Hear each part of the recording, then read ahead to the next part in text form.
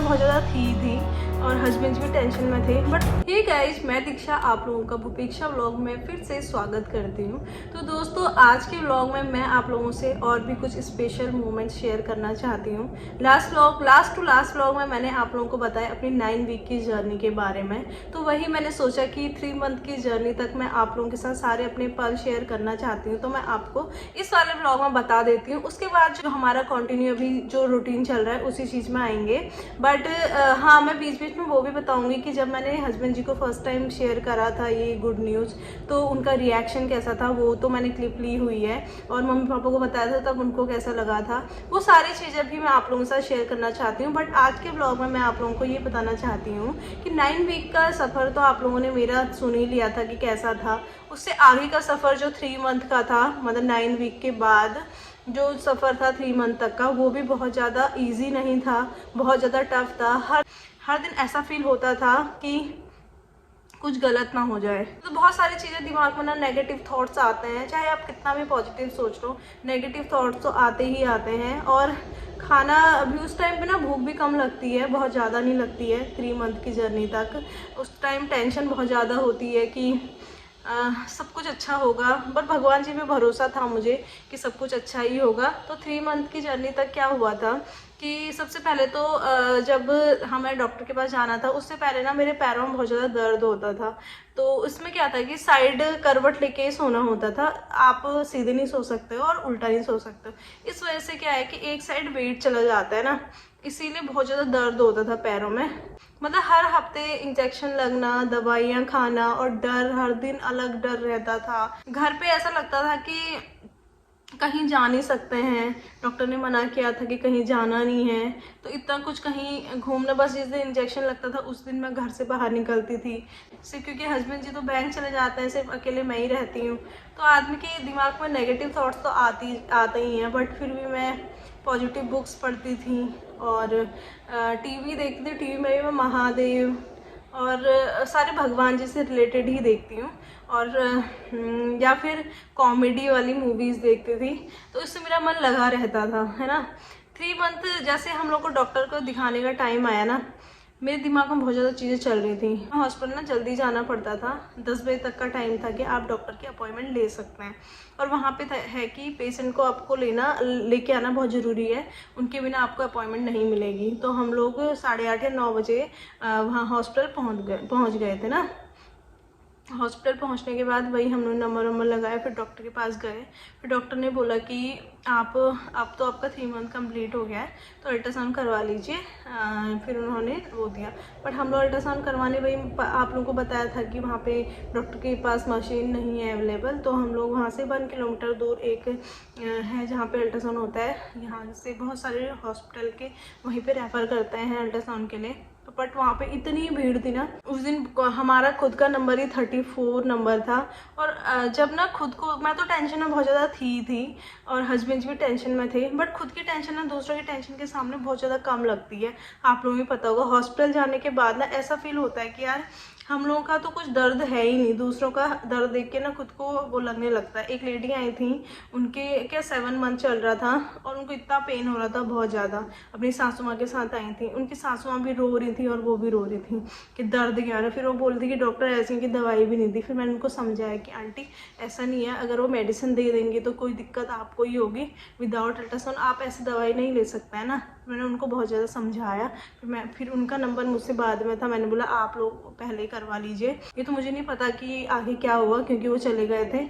Hope अच्छा ही हुआ होगा। मेरा नंबर आया, वही टेस्ट करवाने से, अल्ट्रासाउंड करवाने से पहले पानी वानी पीना पड़ता है, तो उन्हें 5-6 गिलास पानी पिया था। उसके बाद मेरा नंबर आया। अंदर जाने के बाद जैसे डॉक्टर ने चेक किया ना, स्कैन कैसे करता है, और जो 3 मंथ का जो अल्ट्रासाउंड होता है ना, वो होता है एंटी स्कैन। तो उसमें चेक किया जाता है कि बच्चा नॉर्मल है या फिर कोई दिक्कत तो नहीं है। तो ये स्कैन भी बहुत ज़्यादा इंपॉर्टेंट होता है हर किसी के लिए। मतलब जो लोग पेरेंट्स बन गए उनको तो पता होगा कि 3 मंथ का स्कैन कितना ज़्यादा मैंडेटरी होता है, कि उसमें चेक किया जाता है नस्ल बोन में कोई दिक्कत तो नहीं है, और भी बहुत सारी छोटी छोटी चीज़ें जो कि मैं डॉक्टर तो नहीं हूँ बट जो थोड़ा बहुत आइडिया है, जो कि हर कोई पेरेंट्स जैसे ही डॉक्टर के पास से आते हैं तो उस रिपोर्ट को 10 बार 20 बार देखते होंगे। वैसे ही मैंने भी किया, सारी चीज़ें सर्च करते हैं, वैसे ही मैंने भी किया हर छोटी छोटी चीज़। लास्ट टाइम तो हम लोगों ने हार्ट बीट सुन नहीं पाए थे डर की वजह से। इस बार मैंने उनसे बोला कि क्या हम लोग हार्ट बीट सुन सकते, क्या मैं हार्ट बीट सुन सकती हूँ? तो उन्होंने बोला ज़रूर आप सुन सकते हैं। तो उन्होंने मुझे सुनाई। सच बता रही ना, वो पल इतना अच्छा था ना, मैं आप लोगों को शब्दों में बयान नहीं कर सकती हूँ। वो बहुत अच्छा पल था। मतलब जब मैंने हार्ट बीट सुनी, ऐसा होता ना जैसे बुलेट की आवाज़ नहीं आती, दुक दुक दुक दुक दुक दुक वाली, वैसी वाली आवाज़ आती है। तो बहुत अच्छा लगा मुझे सुन के। फिर डॉक्टर से बोला मैंने कि हस्बैंड को बुला लेती हूँ अंदर। तो उन्होंने बोला आज ना मैडम सॉरी, आज बहुत ज़्यादा भीड़ है, तो आप लोग आज उनको रहने दो। जब आप नेक्स्ट टाइम आएंगे 1.5 महीने बाद अपने हस्बैंड जी को अंदर लेके आ जाना, और आप सुन सकते हैं, देख सकते हैं, सब कुछ कर सकते हैं। ये जरूरी नहीं होता कि सिर्फ हार्ट बीट ही सुननी है। उसमें एंटी स्कैन में क्या होता है, डॉक्टर आपको बताएगी रिपोर्ट देख के कि सब कुछ ठीक है या नहीं है। फिर वही हम लोग डॉक्टर के पास गए। फिर फाइनली डॉक्टर ने बोला कि सब कुछ ठीक है, ग्रोथ अच्छी है, और जो एंटी स्कैन है इसमें भी सब कुछ ओके है। तो अब आप लोगों को कोई घबराने की ज़रूरत नहीं है। अब आप बस अपना मेन फोकस अपनी डाइट पे रखिए, अच्छा खाना खाइए। अभी तक की जो मेडिसिन चल रही थी, वो जो प्रेगनेंसी को स्टेबल रखने के लिए जो अभी तक की मेडिसिन चल रही थी, दवाइयाँ बंद हो गई, कुछ दवाइयाँ चल रही हैं। उन्होंने और ऐड वो वाली मेडिसिन करी, जैसे कि आयरन, कैल्शियम, ये सारी दवाइयाँ उन्होंने ऐड करी। अब वो मेरे लिए भी है। पहले तक सिर्फ बेबी के लिए दवाइयाँ देती थी, अब उसके साथ साथ मेरे लिए भी, क्योंकि मुझे भी आयरन की कमी से पैर में दर्द होना, कमर में दर्द होना, ये सारी चीज़ें होती हैं। तो उन्होंने बोला कि ये टैबलेट लेना आपको रोज़। मिल्की प्रोडक्ट आप लोगों को बहुत ज़्यादा खाने हैं, और खाने में क्या खाना है क्या नहीं खाना है वो तो थोड़ा बहुत पहले से सर्च करके भी पता ही होता है। तो वही पपाया, पाइनएप्पल और ड्रम स्टिक, इसकी सब्जी, बैगन की सब्जी तो मैंने सर्च किया था, उसमें भी मना कर रही थी कि नहीं खाना है। और जितना आप प्रोटीन वाली चीज़ें खा सकते हो वैसे खाइए। एग खाइए, मॉर्निंग में 2 अंडे कर लीजिए। नॉनवेज खाते हो तो आप अच्छे से पका हुआ नॉनवेज खा सकते हो, मतलब रेड मीट को छोड़ के। और अच्छे से मतलब डाइट में अच्छा ध्यान रखना है। तो दोस्तों यही थी मेरी 3 मंथ की जर्नी, क्या क्या करना था क्या नहीं करना था। हस्बैंड जी ने रिपोर्ट देखी, रिपोर्ट आने के बाद मैंने कम से कम 20 बार सर्च किया। जैसे कि अगर आप लोग पेरेंट्स बन चुके हो या बनने वाले हो तो आप लोगों को ही पता होगा कि घर पे रिपोर्ट आती है तो हम लोग कितनी बार चेक करते हैं, छोटी छोटी चीज़ सर्च करते हैं हर वीक, इस वीक क्या सिम्टम्स होते हैं, ये सारी चीज़ें सर्च करते हैं ना। मैंने भी वही सब किया, और तभी इन दिनों में व्लॉग नहीं बना पाई। वहाँ पर उसमें क्या बनाती बताया नहीं था, और डर इतना हुआ था। 3 मंथ बाद ही हम लोगों ने भाई बहनों को और ननद लोगों को, इन सबको ये सारी चीज़ें बताई कि हाँ मतलब गुड न्यूज़ है। उस टाइम तक हम लोगों ने किसी से शेयर नहीं किया था। एक डर रहता ना, आप लोगों को भी पता होगा कि एक बार मिस हैपनिंग होने के बाद आदमी के अंदर बहुत ज़्यादा डर बैठ जाता है। अभी भी हम लोग शेयर कर तो रहे हैं, पर अभी भगवान जी के भरोसे हैं। अब सोचते हैं कि भगवान जी ने जहाँ 4 मंथ कंप्लीट कर दिए हैं तो आगे भी भगवान जी अच्छा ही करेंगे। तो बस सब अच्छा हो, बस यही मैं भगवान जी से प्रे करती हूँ कि सब अच्छा हो।